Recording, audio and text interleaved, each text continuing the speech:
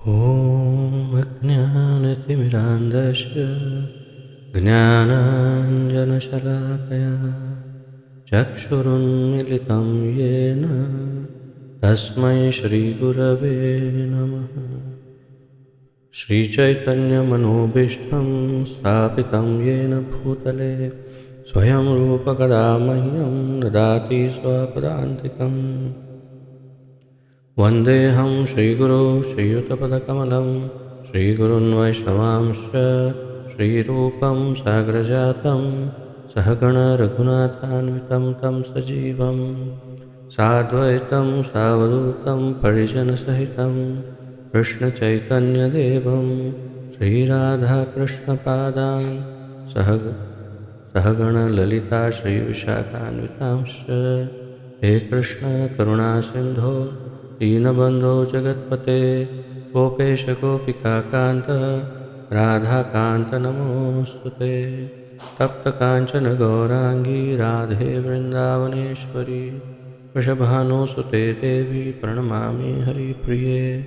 वाञ्छाकल्पतरुभ्यश्च कृपासिन्धुभ्य एव च पतितानां पावनेभ्यो वैष्णवेभ्यो नमो नमः। अनंतकोटि वैष्णववृंद की जय। नारायणं नमस्कृत्य नरं चैव नरोत्तमं देवीं सरस्वतीं व्यासं ततो जयमुदीरयेत्। शृण्वतां स्वकथा कृष्णः पुण्यश्रवणकीर्तनः हृद्यन्तस्थो यभद्राणि विद्युनोति सुहृत्सतां। नष्टप्रायेषु अभद्रेषु नित्यं भागवतसेवया भगवती उत्तमश्लोके भक्तिर्भवति नैष्ठिकी। ॐ नमो भगवते वासुदेवाय। ॐ नमो भगवते वासुदेवाय। ॐ नमो भगवते वासुदेवाय। नमः ॐ विष्णुपादाय कृष्णप्रेष्ठाय भूतले श्रीमते जयपताका स्वामिन् इति नामिने। नमो आचार्यपादाय निताय कृपाप्रदायने गौरकथाधामदाय नगरग्रामतारिणे। नमः ॐ विष्णुपादाय कृष्णप्रेष्ठाय भूतले श्रीमते भक्तिवेदान्तस्वामिन् इति नामिने। नमस्ते सारस्वते देवे गौरवाणी प्रचारिणे निर्विशेषशून्यवादी पाश्चात्यदेशतारिणे। जय श्री कृष्ण चैतन्य प्रभु नित्यानंद श्री अद्वैत गदाधर श्रीवासादि गौर भक्तवृंद। हरे कृष्ण कृष्ण कृष्ण हरे हरे हरे राम राम राम हरे हरे। हरे कृष्ण कृष्ण कृष्ण हरे हरे हरे राम राम राम हरे हरे।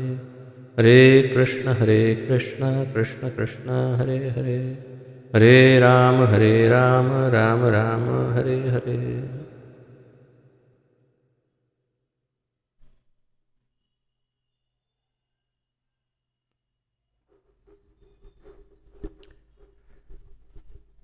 बहुत बहुत स्वागत है आप सबका आज के इस अति दिव्य कार्यक्रम में, जिसके अंतर्गत हम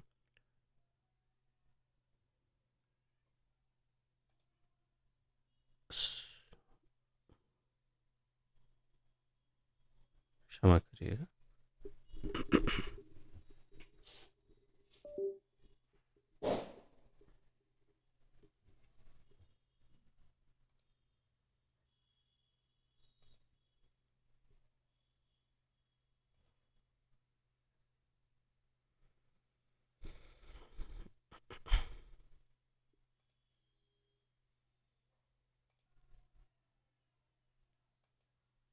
आप सबका बहुत बहुत स्वागत है।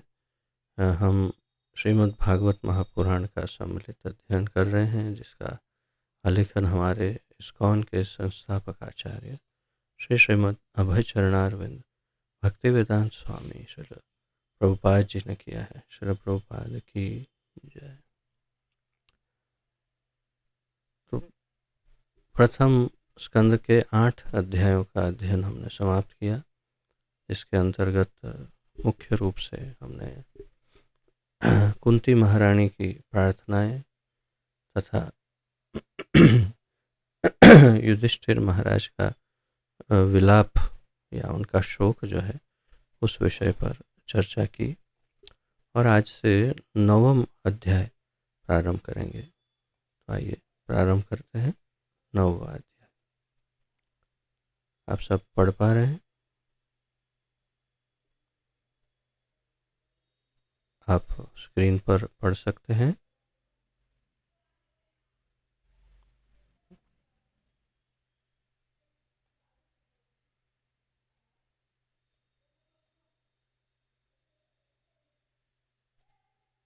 तो ये 9वां जो अध्याय है उसका शीर्षक है भगवान श्री कृष्ण की उपस्थिति में भीष्मदेव का देह त्याग। अब प्रथम श्लोक हम जो सूत गोस्वामी कह रहे हैं वहीं से प्रारंभ करते हैं।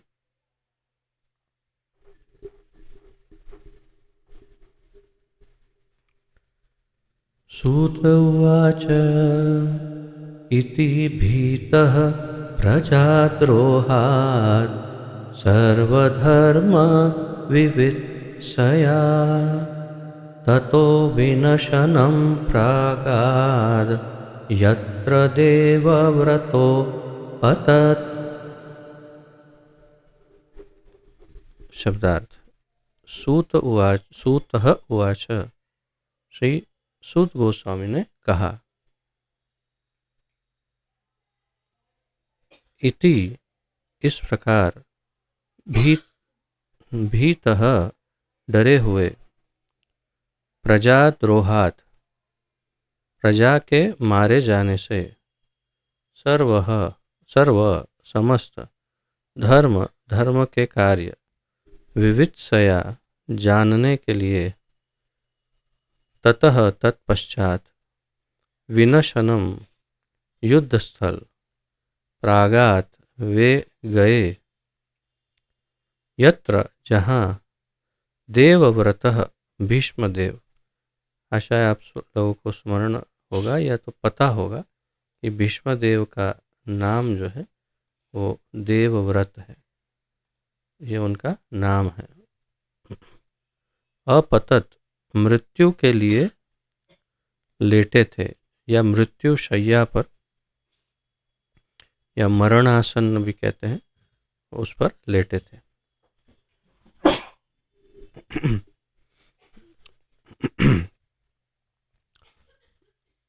अपतत तो इसका वर्णन आचार्यगण करते हैं जैसे कि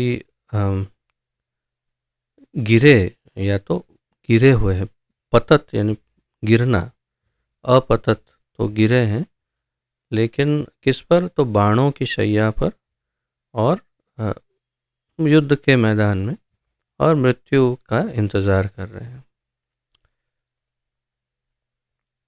सूत गोस्वामी ने कहा, कुरुक्षेत्र के युद्ध स्थल में इतने सारे लोगों का वध करने के कारण घबराए हुए महाराज युधिष्ठिर उस स्थल पर गए जहां नरसंहार हुआ था। वहां पर भीष्मदेव मरणासन्न होकर शरशैया पर लेटे थे।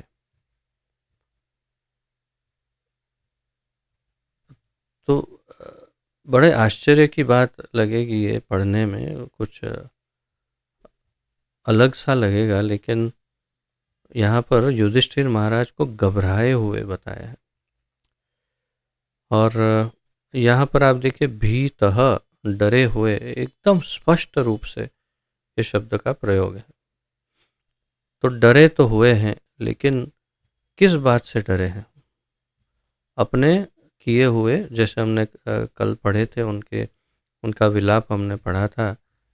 तो अनेक श्लोकों में बताते हैं कि बहुत ही मैं निम्न स्तर का हूँ, मैंने अपने स्वार्थ के लिए कितने लोगों का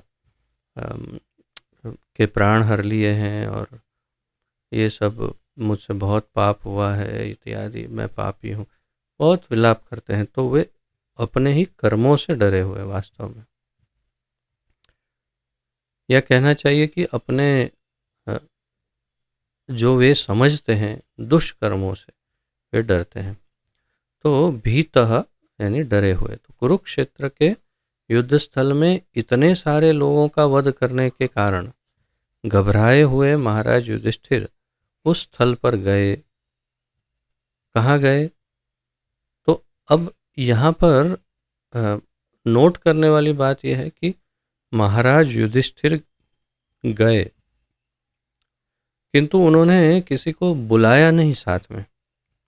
और आगे के श्लोकों में हम देखेंगे कि बाकी सभी लोग भी गए, लेकिन वे सब युधिष्ठिर महाराज के पीछे पीछे गए। अर्थात युधिष्ठिर महाराज अपने आप ही निकल पड़े। कहाँ जाने के लिए? जहाँ नर संहार हुआ था, जहाँ अनेक नर संहार, ये शब्द बड़ा भारी है। नर संहार का अर्थ है अनेक लोग मारे गए। अगर मैं इसका अंग्रेजी देखूं, प्रभुपाद जी क्या करते हैं, मैं आपको देखकर बताता हूँ।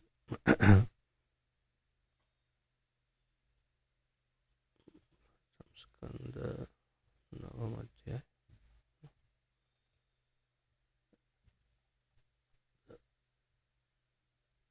मैसेकर, सीन ऑफ मैसेकर, बिल्कुल यही शब्द इस्तेमाल किया है प्रभुपाद जी ने, इसी का उचित हिंदी अनुवाद किया है।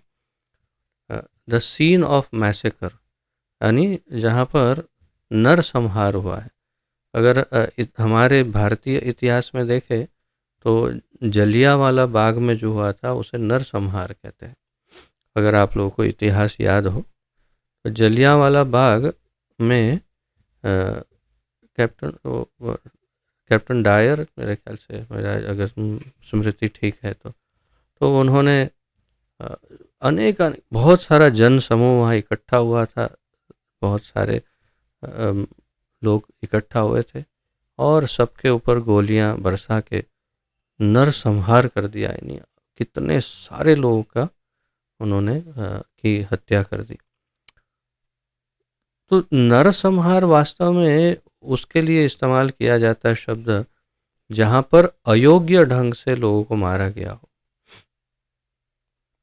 मूल रूप से युद्ध भूमि में नर संहार कहना योग्य इसलिए नहीं है क्योंकि वो तो युद्ध भूमि है और युद्ध स्थल में, युद्ध में तो मृत्यु होती ही है सबकी। तो क्योंकि युधिष्ठिर महाराज ऐसा सोचते थे कि उनके कारण ये नरसंहार हुआ, इसीलिए इस शब्द का यहाँ प्रयोग किया हो, ऐसा हो सकता है, ये मेरी सोच है। तो घबराए हुए महाराज युधिष्ठिर उस स्थल पर गए जहाँ नरसंहार हुआ था। वहाँ पर भीष्मदेव मरणासन्न होकर शरशय्या पर लेटे थे। भीष्मदेव मरण आसन यानी मृत्यु का इंतजार करते हुए आसन, जो मृत्यु का आसन, मृत्यु का आसन कौन सा होता है? आपको आसनों का ज्ञान तो होगा हमारे रामदेव बाबा जी की कृपा से। जैसे आप पद्मासन और या फिर आप कितने सारे आसन हैं, आप योगासन, इतने सारे योगासनों को जानते हैं। तो ये मरणासन वाला आसन जानते हैं क्या? तो मरणासन कभी बाबा जी नहीं सिखाते होंगे। हाँ, शवासन सिखाएंगे क्योंकि उसमें शरीर को आराम देना होता है। लेकिन मरणासन अर्थात वास्तव में मृत्यु का इंतजार करता हुआ आसन, जहाँ मृत्यु आने वाली है, इंतजार कर रहा है। तो मरणासन होकर शरशय्या हिंदी में लिखा है। अंग्रेजी में प्रभुपाद जी लिखते हैं बेड ऑफ एरोज। तो शर यानी तीर और शय्या यानी बिस्तर। तो शरशय्या पर लेटे थे। तीरों के बाणों के बेड, बिस्तर पर, कॉट पर वे लेटे थे। तात्पर्य, इस नवम अध्याय में जैसा कि भगवान श्री कृष्ण की इच्छा थी, भीष्मदेव राजा युधिष्ठिर को वृत्ति विषयक कर्तव्यों के संबंध में उपदेश देंगे। भगवान की जो इच्छा थी वो ये थी कि युधिष्ठिर महाराज भीष्मदेव से वृत्ति विषयक कर्तव्यों के संबंध में उपदेश प्राप्त करें। वृत्ति विषयक उपदेशों के हम देखते हैं अंग्रेजी में प्रभुपाद जी क्या लिखते हैं, the subject of occupational duties. तो हमारी जो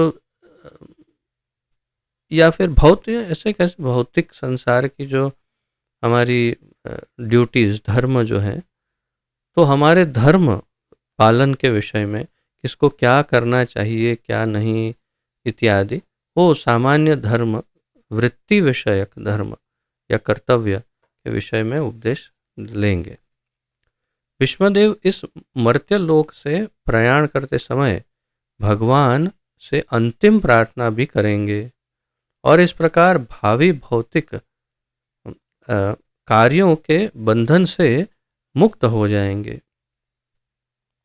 और आगे वे भगवान से मृत्यु के समय बिल्कुल उनके सामने देखते हुए, बिल्कुल भगवान का चेहरा देखते देखते देखते वे अपना शरीर त्याग करेंगे। ये उनकी इच्छा थी और भगवान ने पूरी की उनकी वो इच्छा, और इस प्रकार भावी भौतिक कार्यों के बंधन से मुक्त हो जाएंगे। भावी भौतिक कार्यों के बंधन से मुक्त हो जाएंगे अर्थात जीवन मुक्त हो जाएंगे, उन्हें दोबारा जन्म नहीं लेना पड़ेगा भीष्मदेव को। क्षमा करें।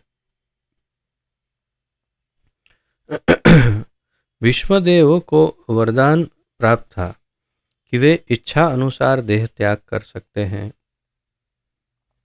और वे अपनी इच्छा से ही इस तरह शरशैया पर लेटे थे। प्रभुपाद जी का ये मत है कि अपनी स्वयं की इच्छा से उन्होंने शरशैया पर इस तरह यानी बाणों के बिस्तर पर लेटना पसंद किया। तो यदि महाभारत का वो उस घटना को याद करें, उस घटनाक्रम को कि किस प्रकार ऐसा हुआ था, तो स्मरण होता है कि अर्जुन को जब सामने शिखंडिनी आ गई तो फिर उन्होंने सोचा कि अब मैं स्त्री पर नहीं हथियार उठाऊंगा, और उसका लाभ लेते हुए अर्जुन ने उन पर बाण चला दिए और फिर पर्याप्त बाण नहीं थे तो उन्होंने अर्जुन को कहा कि पूरे शरीर में बाण चला दो ताकि मैं एक बिस्तर की तरह उसके ऊपर सो सकूं। और फिर नीचे भी बाणों की शैया बनाई, ऊपर से बाण वर्षा की, उस पर लिटा दिया। फिर सर के नीचे तकिया देना था तो उसके लिए 2 बाण दिए। ऐसे सब हमने देखा भी है वो सीरियल में, टीवी एकदम जो पहली प्रथम सीरियल थी उसकी बात कर रहा हूँ, जो वास्तविक महाभारत के अनुसार थी, और हमने सुना भी है सबसे। तो ये घटना है, लेकिन अगर हम उनके कर्मों के अनुसंधान में देखें तो कई जन्म पूर्व वे कुछ 14 या 18 या और भी कुछ ऐसे जन्म पूर्व उन्होंने बचपन में एक सर्प को उठा करके ऐसे फेंका और वो सर्प गिरा सीधा कांटों की एक बाड़, एक जो झाड़ियाँ होती है जहाँ कांटे होते हैं उस पर जाकर गिरा और बहुत सारे कांटे उस सर्प के शरीर में घुस गए और वहाँ पर वो कुछ 15-18 दिन ऐसा कुछ वो जीवित रहा और फिर उसकी मृत्यु हुई। तो वही कर्म उनको आज भोगना पड़ रहा था, ऐसा भी कहा जाता है। तो कर्म तो पीछा छोड़ते नहीं हैं, लेकिन मृत्यु उनकी इच्छा मृत्यु थी, इसलिए उन्होंने अपने प्राण को पकड़ के रखा था और उन्होंने ये निश्चय किया था कि एक तो उत्तरायण जब आएगा उस समय और भगवान जब सन्मुख होंगे, सामने खड़े होंगे, तब उनका चेहरा देखते हुए ही प्राण त्याग करेंगे। तो इसीलिए ये तो होना ही था कि भगवान को उनके सामने जाना ही था। ये सारा घटनाक्रम अब स्पष्ट हो रहा है कि भगवान ने क्यों किसी तरह से कुंती देवी ने तो आग्रह किया, युधिष्ठिर महाराज के हृदय में भी प्रेरणा दी कि उनको रोक ले। युधिष्ठिर ने उनको रोक लिया और विलाप करने की प्रेरणा भी उन्होंने दी। विलाप भी कर रहे हैं और उनसे अब वे स्वयं ही चले गए अपने आप बिना किसी को पूछे। महाराज युधिष्ठिर कुरुक्षेत्र के युद्ध स्थल पर जहाँ भीष्मदेव लेटे हैं वहां पर चले गए। अब भगवान की प्रेरणा से ही ये उपदेश देने का कार्य भी आगे होगा। तो आप देखिए कि सभी कार्यों के पीछे भगवान का हाथ निश्चित रूप से है। अगर भगवान इन प्रेरणाओं के पीछे नहीं होते तो शायद ये घटनाक्रम जो है वो कुछ अलग होता। तो अगर वे चाहे भगवान तो किसी को हृदय में बैठे बैठे प्रेरणा देकर या तो फिर उस प्रकार की मति प्रदान करके, उस प्रकार के विचार प्रदान करके उसे वैसा करवा सकते हैं जैसा वे चाहते हैं। अर्थात ये असंभव नहीं है कि भगवान चाहे तो कंट्रोल कर सकते हैं। तो कई बार भक्त अमुक प्रकार की इच्छा रखते हैं, ऐसी कोई परिस्थिति नहीं होती, किंतु भगवान उस प्रकार की प्रेरणा दूसरों के मन में दे देते हैं ताकि भक्त की इच्छा पूर्ण हो जाए। आशा है आप में से कुछ भक्तों के ऐसा अनुभव रहे भी होंगे कि आप कुछ विचार कर रहे हैं और वो पूर्ण होता है, फिर विचार करें फिर पूर्ण होता है, और एक इच्छा और पूर्ण हो जाए और आप आश्चर्यचकित हो जाओ कि ये क्या श्रृंखला में सारी इच्छाएं पूरी करते हैं ठाकुर जी। ये इसी प्रकार से होती है। वे आपके हृदय में है, उनके हृदय में है, सभी के हृदय में वे जब चाहें। और कई बार ऐसा भी देखा होगा कि आप बहुत मिन्नतें करो, प्रार्थना करो, ये ऐसा क्यों हो रहा है, लेकिन परिस्थिति बदलती नहीं।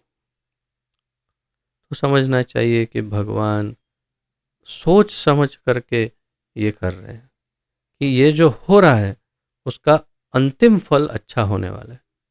अभी अच्छा नहीं लग रहा है लेकिन अंतिम फल अच्छा होने वाला है। तो ये अब मैं ऐसा कह सकता हूँ कि मैं अपनी ही बात कर रहा हूँ एक प्रकार से कि जैसे अभी मैं आज थोड़ा लेट भी हुआ हूँ क्लास में, तो कुछ हमारे ऊपर जो रहते हैं उनके वहाँ बाथरूम में कुछ बहुत प्रॉब्लम है और जिनके कारण उनका सब लीकेज हमारे वहाँ पर हो रहा है। तो मैं सोच रहा था कि क्यों ऐसा नहीं हो सकता कि भगवान उन सबको ये सन्मति दे। हम लोग उनसे रिक्वेस्ट करते हैं लेकिन क्यों उनको ये सन्मति नहीं देते हैं सद्बुद्धि की, वे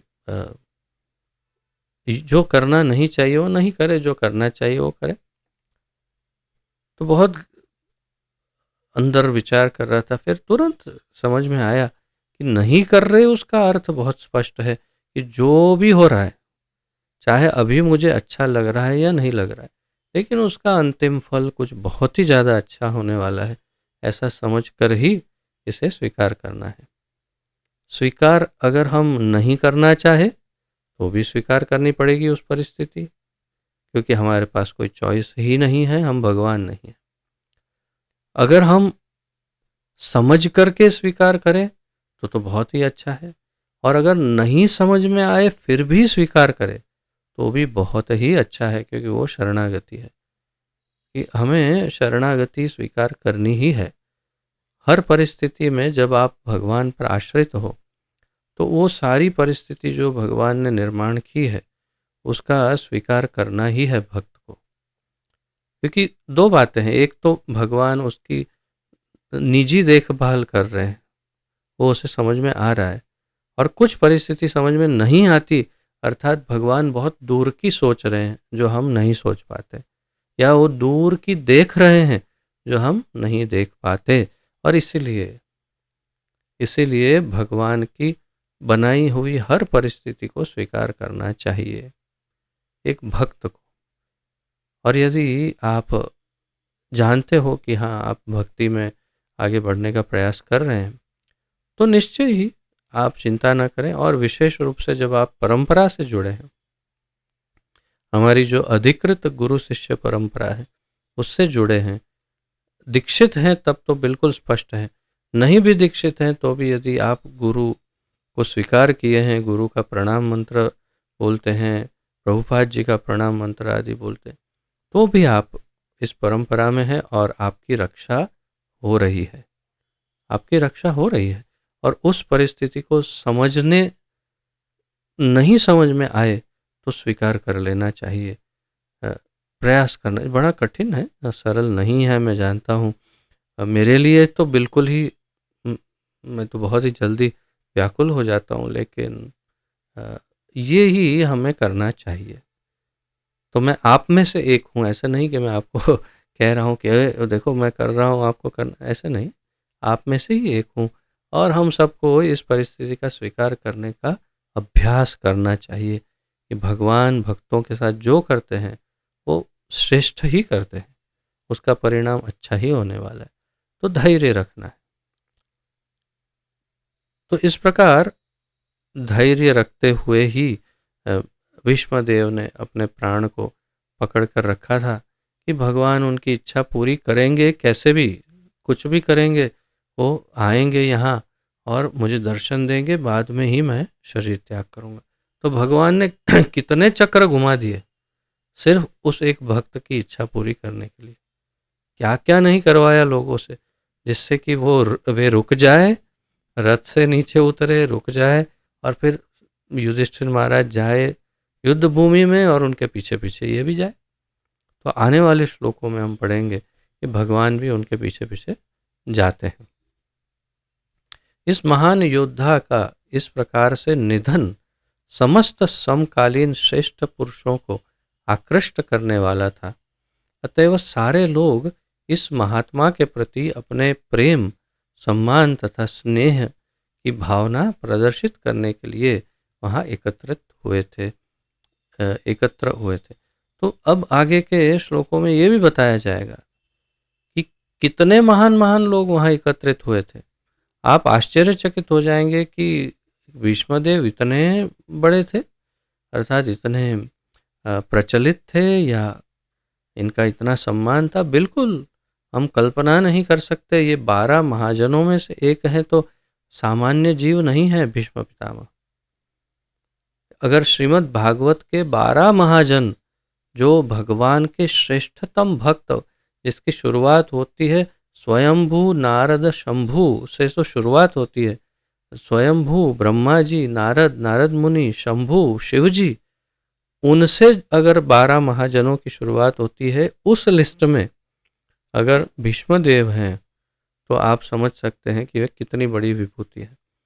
और निश्चय ही है, आगे हम पढ़ेंगे कि अनेक देवी देवता देवलोक से, अनेक ऋषिगण ऋषि लोक से, और सब जगह कितनी महान महान विभूतियां एकत्रित हुई है सिर्फ इनका महाप्रयाण, अर्थात अंतिम उनका जो देह त्याग है उसका, उस घटना का अ, अ, साक्षी साक्षी बनने के लिए, उनके अंतिम दर्शन के लिए इतनी महान विभूतियां एकत्रित हुई है। निश्चय ये बड़ा विलक्षण प्रसंग है जिसमें भगवान अपने भक्त की महिमा बहुत बढ़ाते हैं। और भक्त भगवान की बस यही आदत है, किसी तरह से अंततोगत्वा अपने भक्त की महिमा बढ़ाते हैं। कुछ कुछ भक्त की महिमा नहीं बढ़ाते हैं, अ, यानी उस समय नहीं बढ़ाते हैं, या अर्थात कि उनकी प्रतिष्ठा, क्यों? क्योंकि अगर उनकी प्रतिष्ठा बढ़ जाए तो हो सकता है वे भगवान से दूर हो जाएंगे। इसलिए अंत समय में उनकी प्रतिष्ठा बढ़ाते हैं, जैसे भीष्मदेव की अब बढ़ाने वाले हैं। बिल्कुल अंत समय में बहुत प्रतिष्ठा बढ़ जाए, ऐसा उन्होंने कार्य किया। और भीष्मदेव बिल्कुल स्पष्ट है, वो केवल भगवान को देखते हुए ही प्राण त्याग करेंगे। तो इसलिए अब खतरा नहीं है प्रतिष्ठा से विचलित होने का।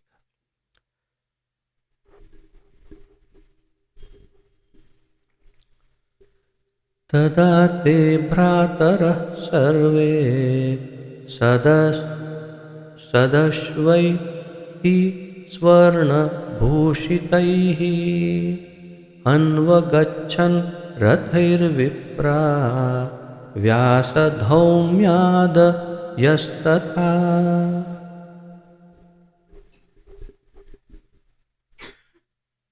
तदा तब ते वे सब भ्रातरः भाई सर्वे एकत्र सत अश्वैहि अश्व यानी घोड़ा सत यानी अच्छे तो श्रेष्ठ घोड़ों द्वारा खींचे जाने वाले सत अश्वैहि यानी श्रेष्ठतम घोड़ों के द्वारा चलने वाला स्वर्ण सोने से भूषित ही विभूषित अन्वगच्छन अनुगमन किया रथ ही रथों पर तो सत अश्वै ही स्वर्ण भूषित ही रथ ही ऐसा यानी मैं अन्वगच्छन शब्द को निकाल लेता हूँ तो सत अश्वै ही तो अच्छे घोड़ों से खींचे जाने वाले स्वर्ण भूषित ही सोने से विभूषित रथ ही रथ पर अन्वगच्छन तो गए कौन गया भ्रातरः भाई विप्राह हे ब्राह्मणों व्यास व्यासदेव धौम्य धौम्य मुनि आदयः इत्यादि तथा उसी प्रकार। यहाँ तो केवल दो ही एक तो भाइयों का नाम लिया और दो ऋषियों का नाम लिया। आगे के श्लोकों में पूरा का पूरा पूरी लिस्ट देते हैं सूत गोस्वामी कि कितने कौन से बिल्कुल एकदम स्पष्ट नाम सहित। और सबसे बड़ा आश्चर्य और आनंद की बात यह है कि प्रभुपाद जी ने एक एक ऋषि के विषय में विस्तार से सुनाया। इतना अधिक विस्तार से लिखा है कि हम एक दिन में उस पूरे तात्पर्य को पूर्ण ही नहीं कर पाएंगे, हमें 2 दिन लगेंगे एक तात्पर्य पढ़ने में। इतना बड़ा तात्पर्य एक एक ऋषि का नाम और उसके विषय में समझाया प्रभुपाद जी ने। तो ये बहुत अच्छा हमारे लिए ज्ञान प्राप्त करने का अवसर रहेगा अनेक ऋषियों के विषय में। उस समय उनके सारे भाई स्वर्णाभूषणों से सज्ज हुए उच्च कोटि के घोड़ों द्वारा खींचे जाने वाले सुंदर रथों पर। तो इसका अर्थ कैसे किया जाए, मैं अंग्रेजी में देखता हूँ प्रभुपाद जी ने कैसे लिखा है। At that time all his brothers followed him on beautiful chariots drawn by first class horses decorated with gold ornaments। Prabhupada ji अंग्रेजी में ऐसे लिख रहे हैं कि उच्च या तो अच्छे अच्छे स्वर्ण आभूषणों से सज्ज उच्च कोटि के घोड़े, स्वर्ण आभूषणों से सज्ज हुए उच्च कोटि के घोड़ों द्वारा खींचा हुआ रथ।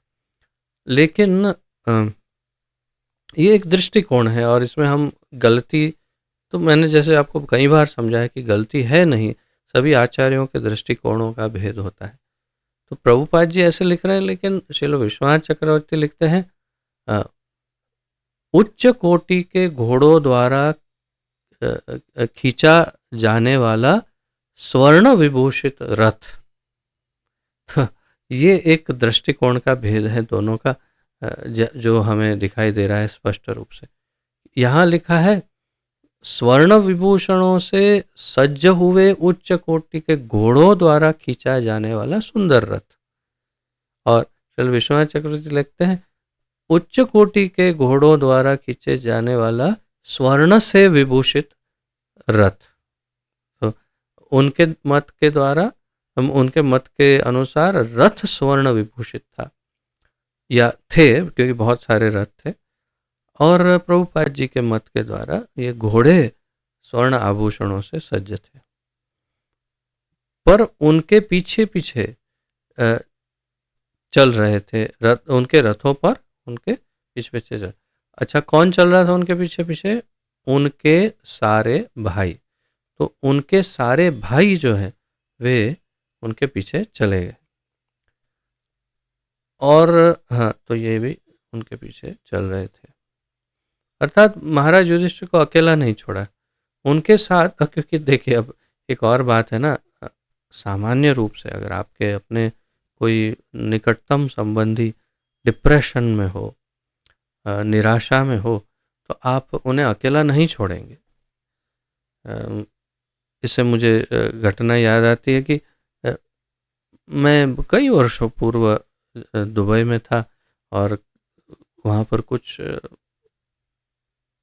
बाह्य और कुछ कुछ किसी प्रकार की कुछ संकटों में था मैं। और मेरा जो परिवार था यहाँ अहमदाबाद में, अ, वो थोड़ा सा ज़रा अधिक चिंतित था कि मैं संकट में हूँ। खैर किसी तरह मैं वापस आ गया। जब अहमदाबाद वापस आया तो सब कुछ तो ठीक था, मैं तो आ गया था। निश्चय ही कुछ ऐसे ऐसी परिस्थिति थी कि जिसमें मन थोड़ा थोड़ा सा उद्विग्न था, थोड़ा सा। किंतु मैं तो ठीक था, लेकिन मेरे शायद माता-पिता को फिर भी ऐसा लगता था कि मैं अभी भी बहुत डिप्रेशन में होऊँगा या तो ठीक नहीं हूँ। तो कई दिनों तक, मुझे जहाँ तक स्मरण है कुछ महीनों तक, मेरे ख़्याल से 1 आध महीना या अधिक और समय तक, मैं जहाँ भी जाता था, मेरे पिताजी मेरे साथ-साथ जाते थे। मैं तो बहुत खुश खुश था, चलो ठीक है। लेकिन मैं समझ भी रहा था कि ये उनकी ये चिंता है कि कहीं ये कुछ इधर-उधर ना कर दे, क्योंकि डिप्रेशन में होगा और उसको मेरे साथ की आवश्यकता होगी। तो बड़े प्रेम से वे मेरे साथ-साथ जाते थे। जहाँ मैं जाता था मेरे साथ-साथ जाते थे। और फिर उन्हें जब आश्वासन मिल गया कि मैं तो रोज़ मंदिर में जाके बैठता हूँ, जप करता हूँ, वापस आता हूँ और कुछ नहीं, एक ही दैनिक कार्य था मेरा, रोज़ मंदिर में जाना, ठाकुर जी के सामने बैठ के जप करना, वापस आना, बस यही करता था मैं और कुछ नहीं। तो समझ गए धीरे-धीरे, धीरे-धीरे, धीरे फिर आना बंद किया।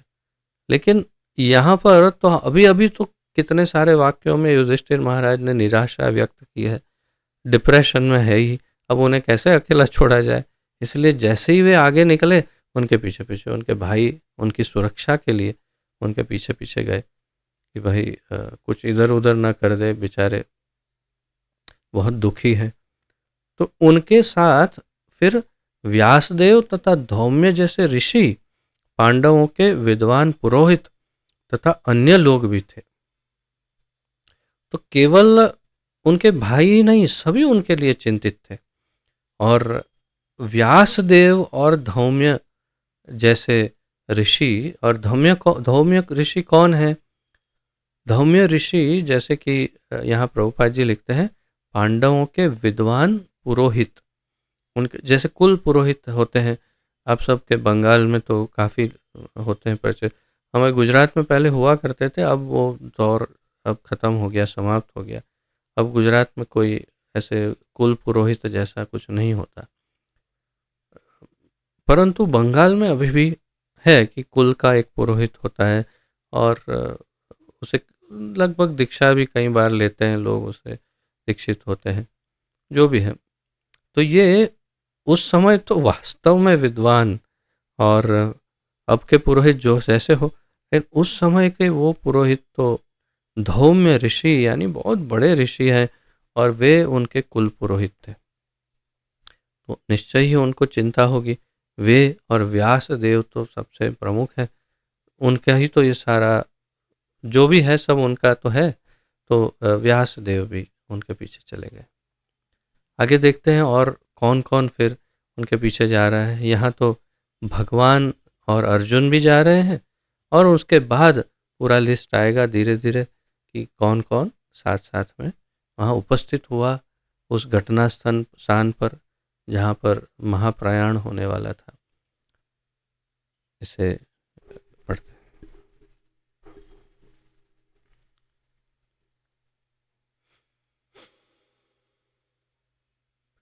भगवानपि विप्रर्षे रथेन स धनञ्जयः सत्यै सत्यैर्व्य सत्यैर्व्य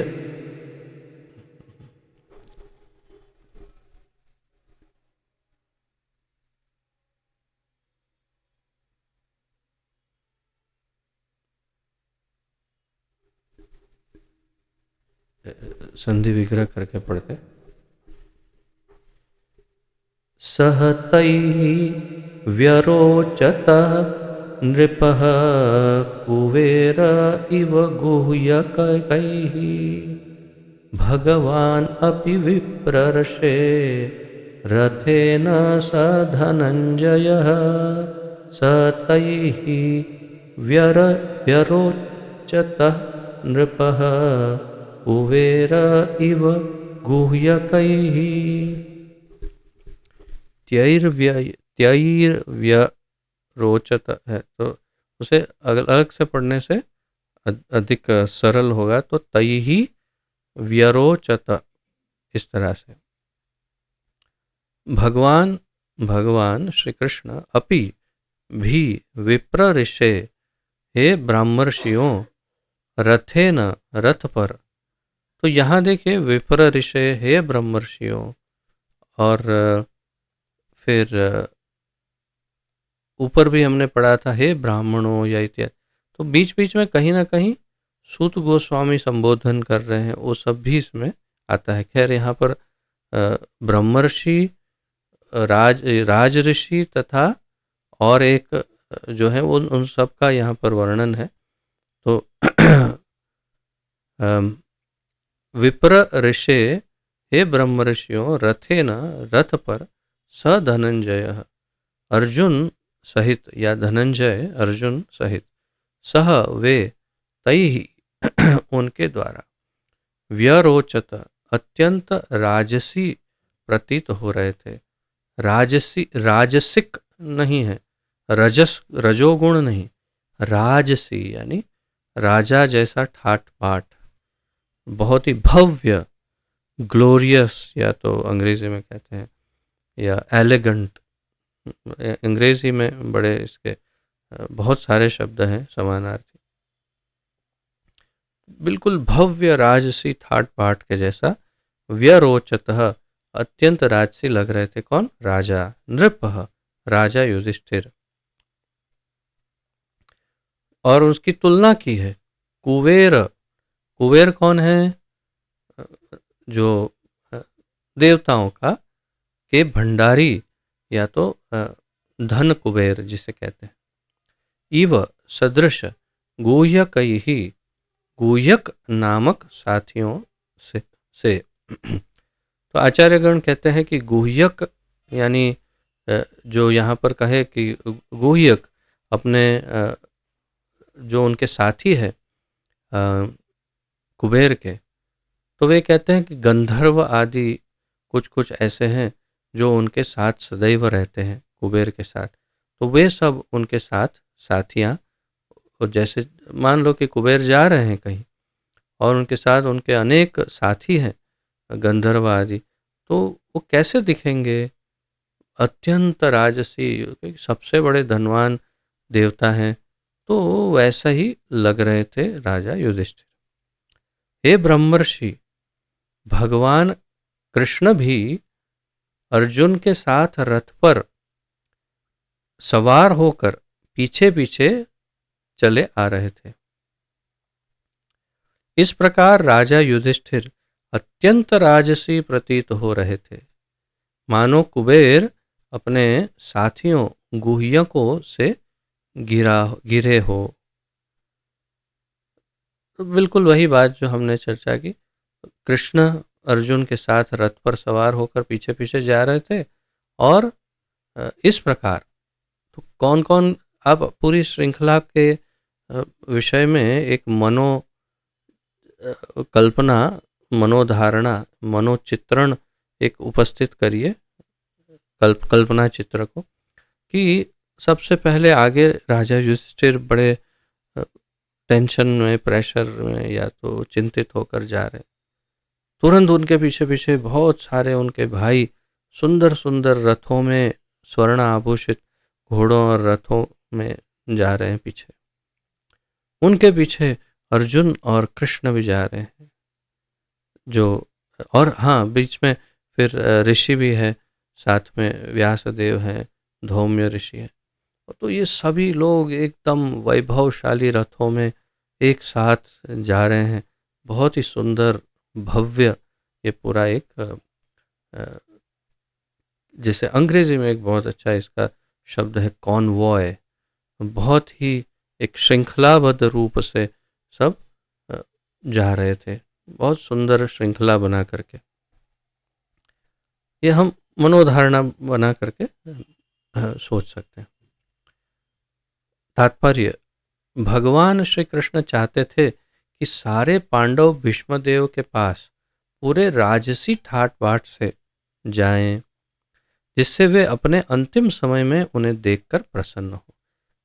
ये फिर एक बार आप देखिए, ये भगवान की ही प्रेरणा से हो रहा है।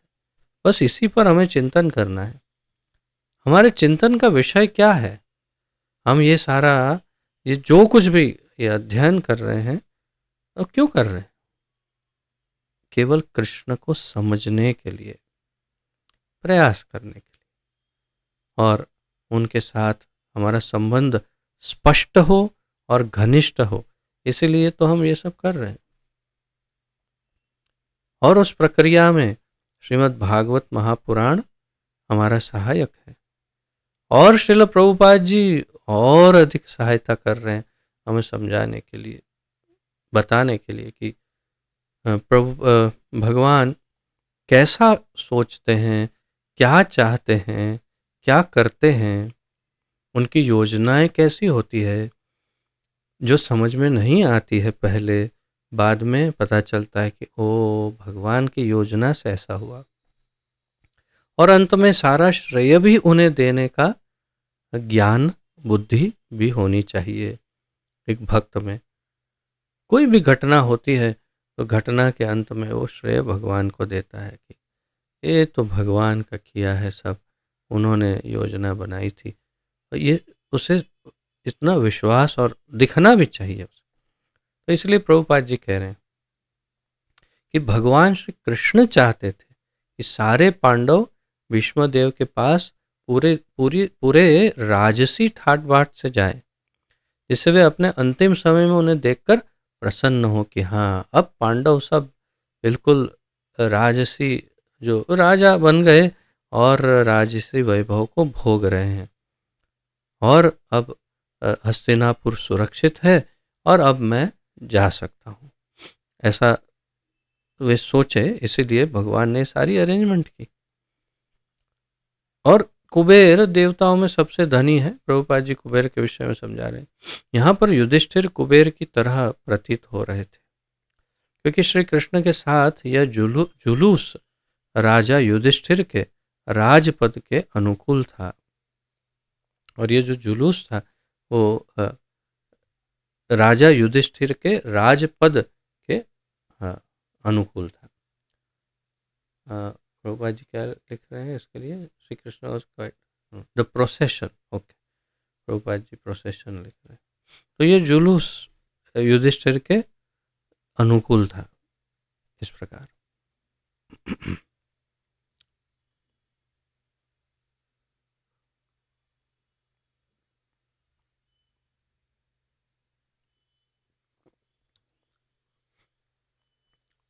आगे अब वर्णन है कि कैसे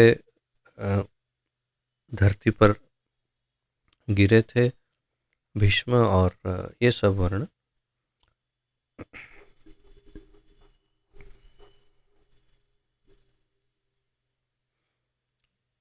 दृष्ट्वा निपतितं भूमौ द्वितीव दिवश्च्युतमिवात्मरम्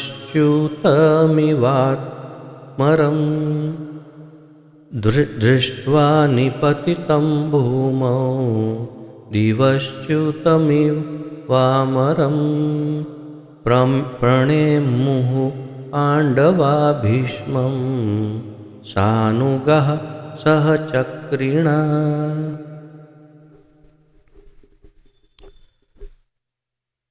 शब्दार्थ, दृष्टवा देखकर, निपतितम लेटे भूमौ भूमि पर, दिवः आकाश में, आकाश से, च्युतम गिरे हुए, इव सदृश, अमरम देवता, देवताओं को अमर कहा, अमरम, प्रणयमु, प्रणयमुहु, प्रणाम किया, पांडवाः पांडुपुत्रों ने, भीष्मम भीष्म को, स अनुगाः अपने छोटे भाइयों सहित, सह सहित, चक्रिणा चक्रधारी भगवान। इसमें विशेष क्या है? सह चक्रिणा, ये सबसे महत्वपूर्ण और विशेष है। सह चक्रिणा, सहित चक्रधारी भगवान। क्या किया? प्रणेमुहु, किसने प्रणाम किया? पांडव और सह अनुगा सह चक्रिणा, सबने प्रणाम किया भीष्मदेव को। युधिष्ठिर ने, उनके भाइयों ने और भगवान श्री कृष्ण ने भी भीष्म पितामह को प्रणाम किया। प्रभुपाद जी समझाएंगे उसका तात्पर्य कि क्यों ऐसा किया। आकाश से आ गिरे देवता के समान उन्हें भीष्मदेव को भूमि पर लेटे देखकर पांडव सम्राट युधिष्ठिर ने अपने छोटे भाइयों तथा भगवान कृष्ण समेत उन्हें प्रणाम किया। आकाश से गिरे देवता के समान अर्थात कोई बहुत ही दिव्य तेजस्वी देवता आकाश से गिरे हो और धरती पर लेट रहे हो, ऐसे दिख रहे थे भीष्मदेव। यानी बहुत ही तेजस्वी, सुंदर और प्रकाशित लग रहे थे, देवता की तरह। तात्पर्य, भगवान कृष्ण भी महाराज युधिष्ठिर के ममेरे भाई तथा अर्जुन के अंतरंग सखा थे, लेकिन सारा पांडव परिवार कृष्ण को पूर्ण पुरुषोत्तम भगवान के रूप में जानता था। भगवान को यद्यपि अपने परम पद का आभास रहता था, तो भी वे मनुष्य की तरह आचरण करते थे। अतएव उन्होंने भी मरणासन्न भीष्मदेव को अपने आप को राजा युधिष्ठिर का छोटा भाई मानकर प्रणाम किया। तो मुख्य कारण क्या है कि उन्होंने अपने आप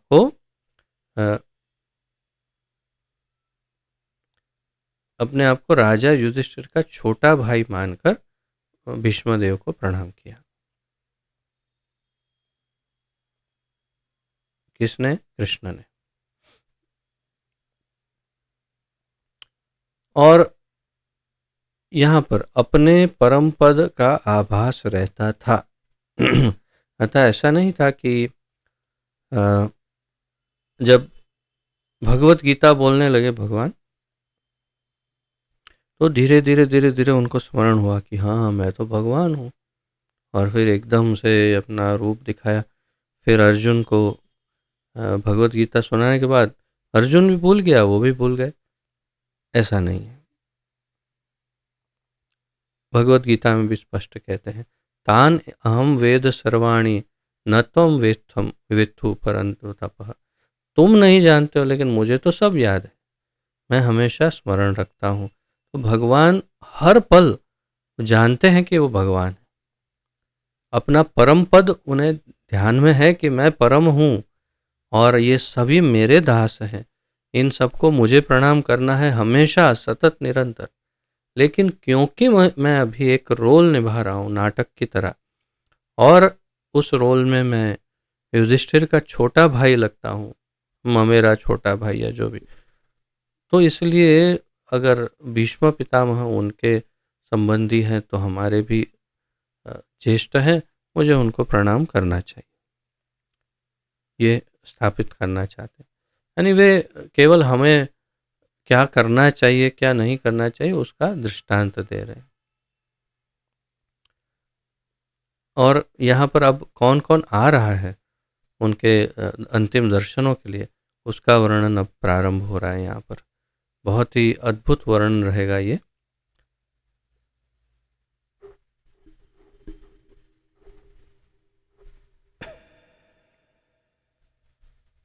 तत्र ब्रह्मर्षयः सर्वे देवर्षयश्च सत्तमा राजर्षयश्च तत्रासन् द्रष्टुं भरतपुङ्गवम्।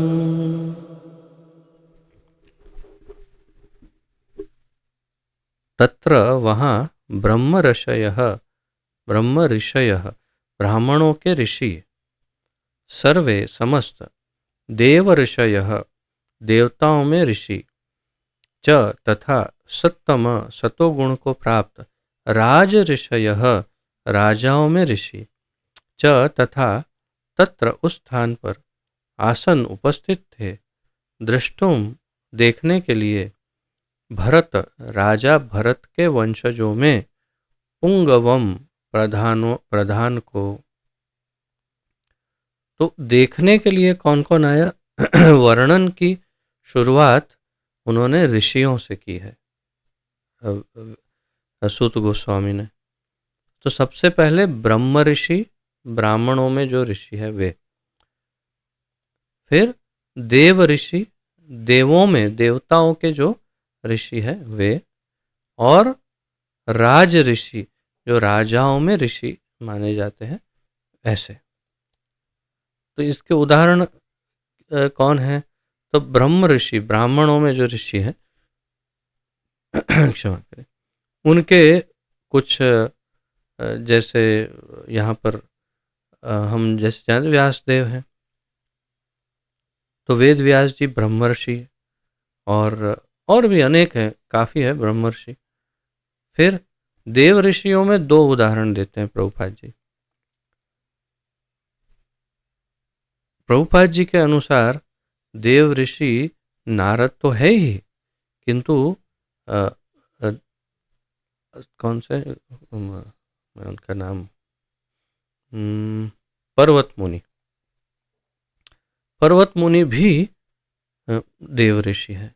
तो इसके विषय में अगले श्लोक में बड़े विस्तार से बताते हैं प्रभुपाद जी कि देव ऋषि पर्वत क्यों है, पर्वत मुनि।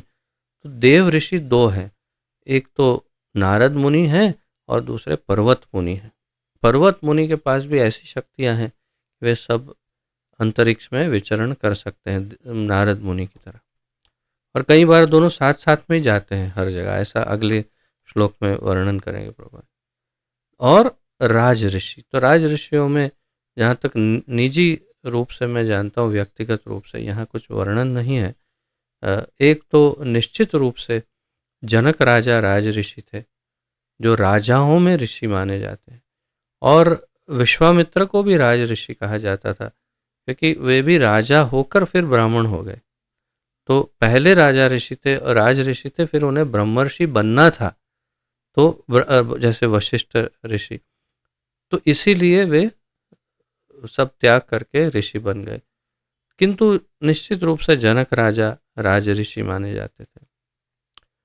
तो राजाओं में भी ऋषि, ब्राह्मणों में भी ऋषि और देवताओं में भी ऋषि, ऐसे सर्वश्रेष्ठ ऋषि वहाँ उपस्थित हुए।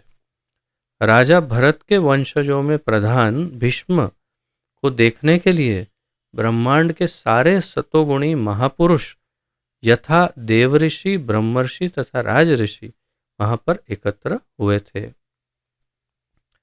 ऋषि वे हैं जिन्होंने आध्यात्मिक उपलब्धि द्वारा पूर्णता प्राप्त की है। प्रभुपाद जी तात्पर्य में लिखते हैं कि ऋषि कौन है? जिन्होंने आध्यात्मिक उपलब्धि द्वारा पूर्णता प्राप्त की है। आध्यात्मिक उपलब्धि के द्वारा पूर्णता प्राप्त करना, ये ऋषित्व का परिवाचक है। तो हम अगर आधुनिक काल के अनुसार देखें तो कई लोगों को ऐसे ही ऋषि कह दिया जाता है, परंतु ऋषि शब्द का अर्थ प्रभुपाद जी समझाते हैं कि आध्यात्मिक उनके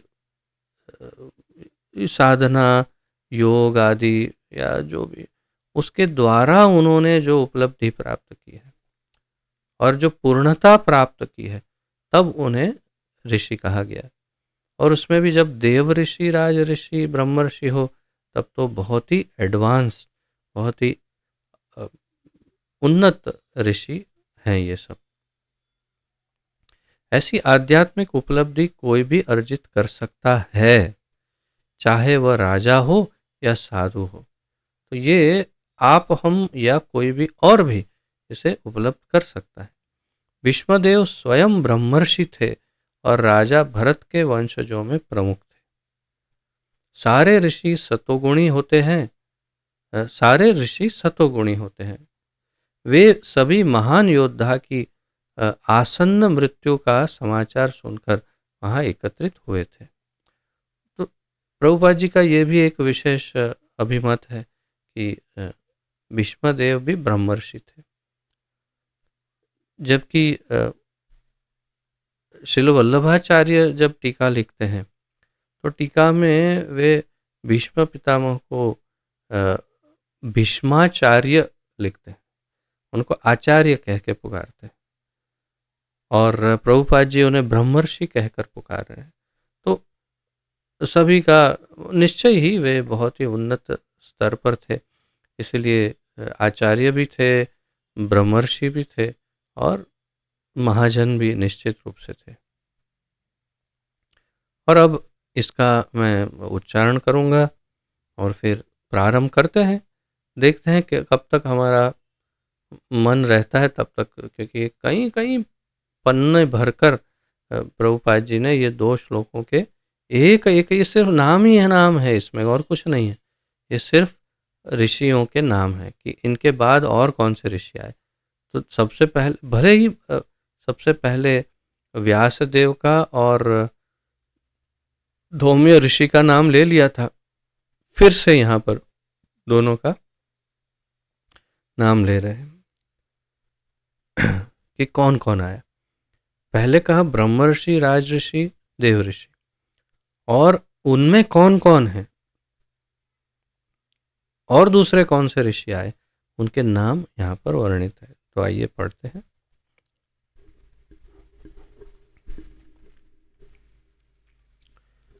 पर्वतो नारदो धौम्यो भगवान् बादरायणः बृहदश्वो भरद्वाजः सशिष्यो रेणुकासुतः वसिष्ठ इन्द्रप्रमदः त्रितो गृत्समदोषितः कक्षिवान् गौतमोत्रीश्च कौशिकोऽथ सुदर्शनः।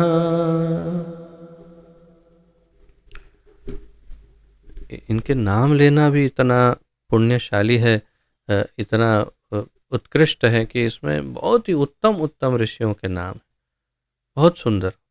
अब देखिए, पर्वतः पर्वत मुनि, नारदः नारद मुनि, धौम्यः धौम्य ऋषि, भगवान ईश्वर के अवतार बादरायणः व्यासदेव। केवल व्यासदेव के लिए भगवान शब्द का प्रयोग किया है सूत गोस्वामी ने। बहुत स्पष्ट है कि व्यासदेव भगवान के अवतार है। बृहद बृहद बृहदश्व, तो बृहद अश्व या तो बृहदश्व ऋषि, बृहद यानी बड़े, अश्व तो आप समझते हैं घोड़ा, ये नाम है, ऐसा नहीं कि इससे कुछ इसका अर्थ बनता है। भरद्वाज, भरद्वाज ऋषि, सशिष्य अपने शिष्यों सहित,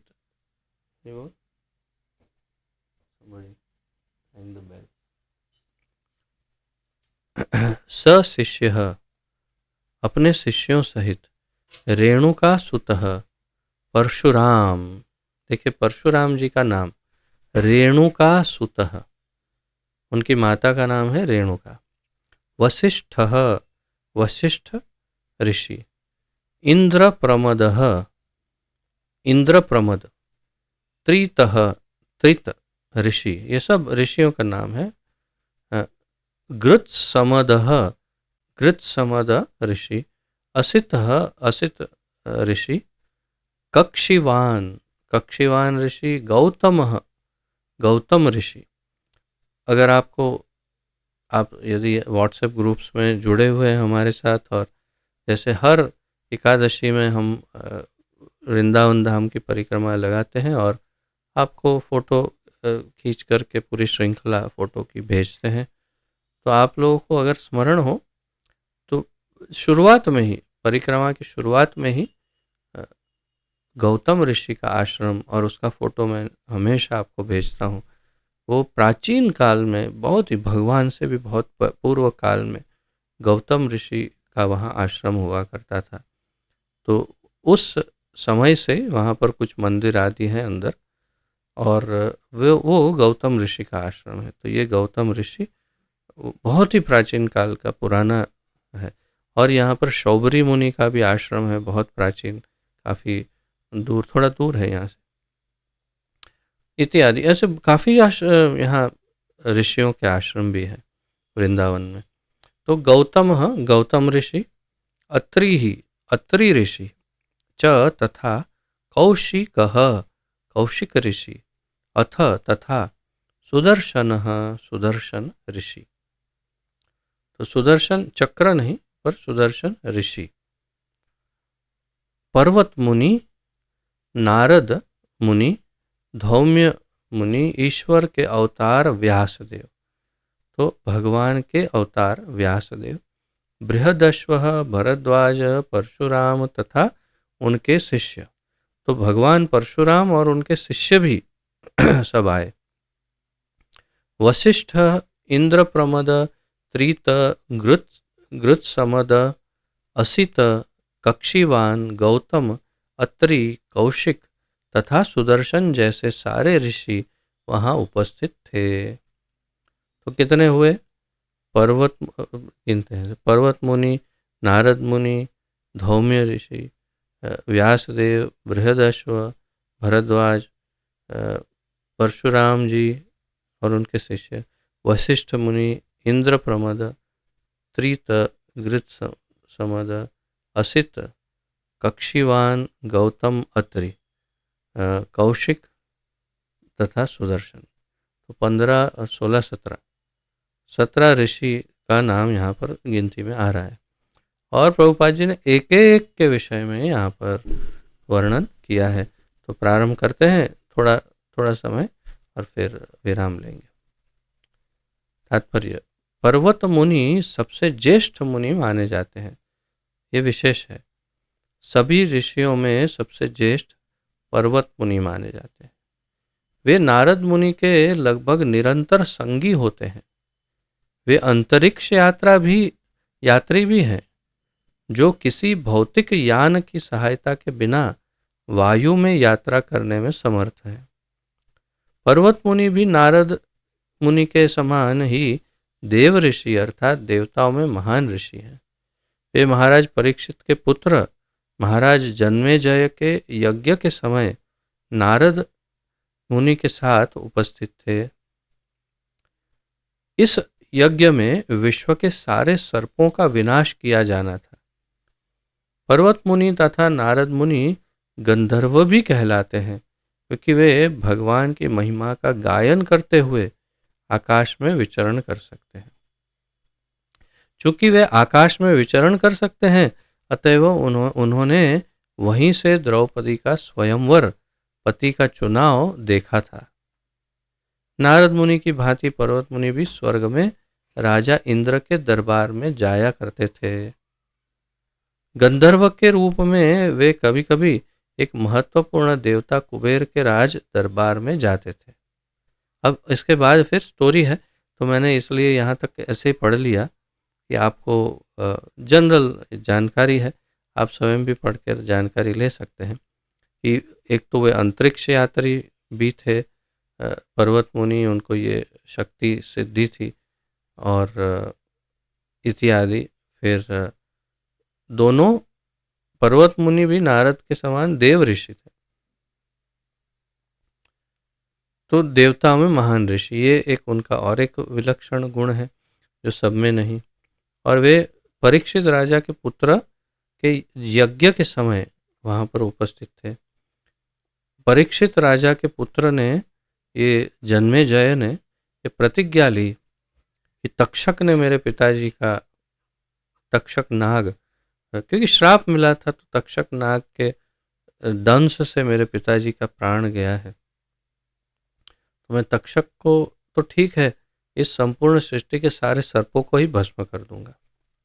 उन्होंने यज्ञ प्रारंभ किया, संपूर्ण सृष्टि के सारे सर्पों को उस यज्ञ कुंड में ही भस्म कर देंगे, ऐसा प्रण लिया। तो उस समय उस यज्ञ में सभी को बुलाया भी, तो नारद मुनि और पर्वत मुनि भी उपस्थित थे।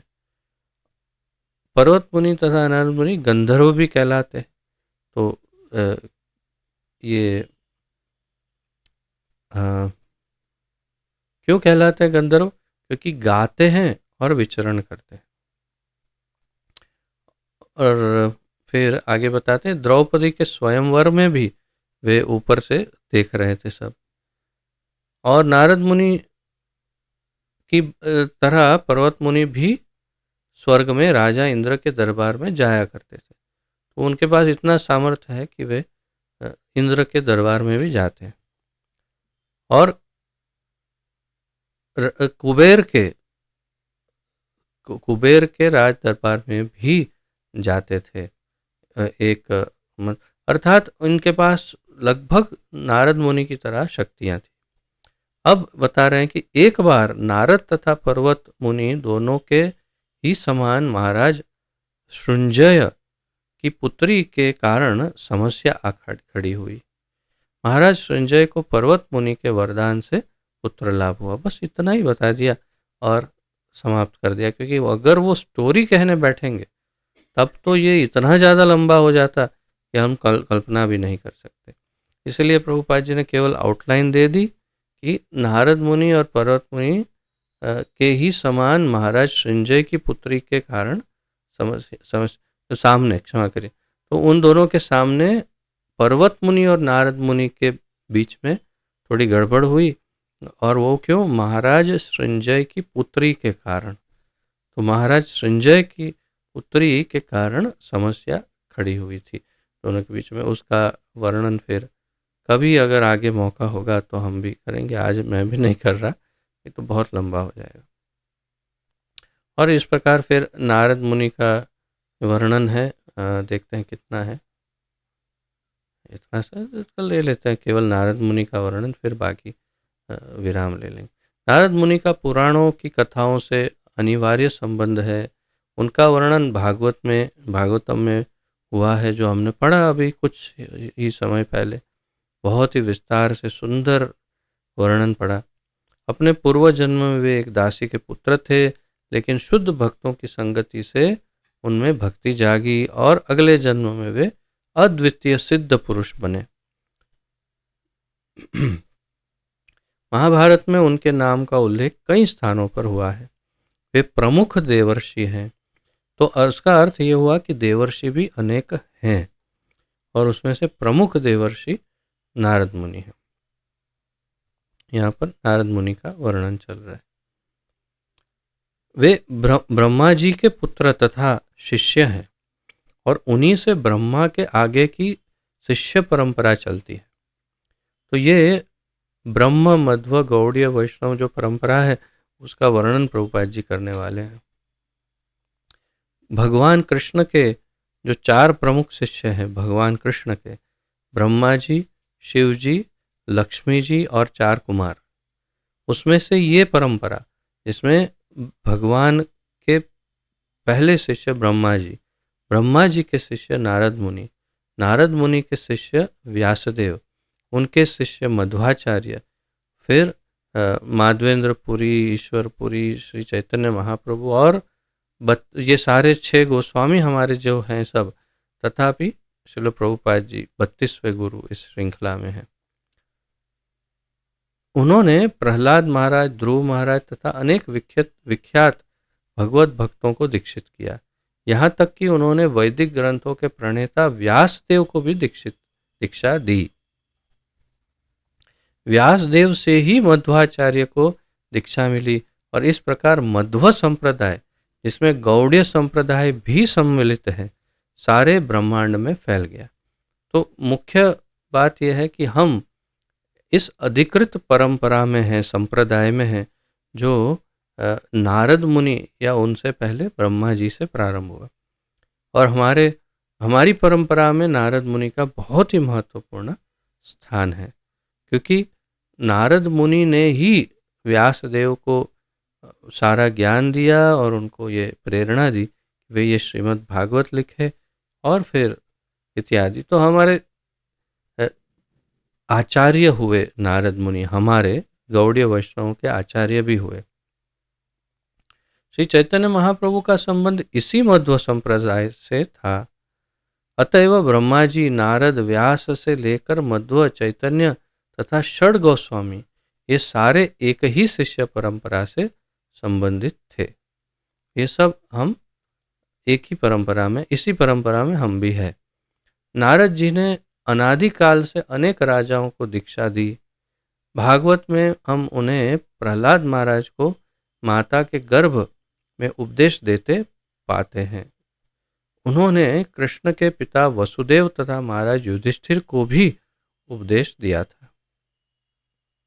और आगे ये भी वर्णन आएगा कि उन्होंने भगवान कृष्ण के पिता वसुदेव को और महाराज युधिष्ठिर को भी उपदेश दिया था। और नारद मुनि के विषय में तो आप जानते ही हो कि कंस को भी उपदेश दिया, रावण के पास भी जाते, और किसके पास नहीं, सभी के पास जाते, उनको सब आदर भी करते। हिरण्यकश्यप के पास जाएंगे तो वो भी आदर कर, रावण भी, कंस भी, सभी आदर करते। ये आश्चर्य है कि वे नारायण के भक्त होने के कारण उनका द्वेष नहीं करते थे, ऋषि होने के नाते उनका आदर करते थे सभी, असुर भी। क्षमा करें। तो इस प्रकार अनेक ऋषियों का, आगे फिर धौम्य ऋषि और सारे ऋषियों का, एक एक ऋषि का, बादरायण यानी व्यासदेव, सबका विस्तार से प्रभुपाद जी ने देखे कितने पन्ने भर भर के वर्णन करते ही चले गए हैं प्रभुपाद जी। तो इसका आनंद हम अगले क्लास में उठाएंगे। देखते हैं कल क्लास कर पाएंगे या नहीं। एकादशी है, कुछ विशेष आयोजन भी है, करेंगे तो मैं आपको मैसेज कर दूंगा अगर हो पाएगा क्लास। अन्यथा फिर शुक्रवार को क्लास करेंगे, और शायद फिर अगले सप्ताह हम एक आध दो क्लास करें या ना भी करें, क्योंकि अब फिर आप लोगों के यहाँ वृंदावन आने का समय भी बहुत निकट आ रहा है, कुछ व्यवस्थाएं करनी है, तो इसलिए देखते हैं कैसे करेंगे, आगे क्या होने वाला है। मुझे मेरी पत्नी बता भी रही थी कि आप 9वां अध्याय शुरू ही क्यों कर रहे हो, अधूरा छूट जाएगा। परंतु समय जितना मिलता है उतना उपयोग कर ले और आगे धीरे धीरे बढ़ते जाएं, यही हमारा, क्यों समय व्यर्थ करें जब है समय। तो इसलिए मैंने सोचा कि ये प्रारंभ करते हैं। तो यहाँ पर विराम लेते हैं आज, और यदि कोई प्रश्न आदि हो तो पूछ सकते हैं, अन्यथा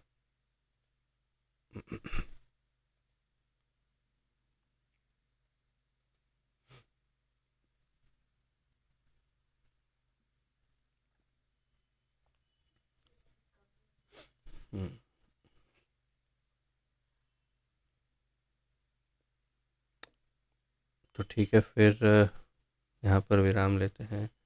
पतित पावन जगत गुरु श्रील प्रभुपाद की जय। पतित पावन गुरुदेव की जय। ग्रंथराज श्रीमद् भागवत महापुराण की जय। अनंत कोटि गौर भक्त वृंद वैष्णव वृंद की जय। निताय गौर प्रेमानंदे हरि हरि बोल। वांछा कल्पतरुभ्यश्च कृपा सिंधुभ्य एव च पतितानां पावनेभ्यो वैष्णवेभ्यो नमो नमः। आप सबको दंडवत प्रणाम। आप सबका बहुत बहुत धन्यवाद। हरे कृष्ण।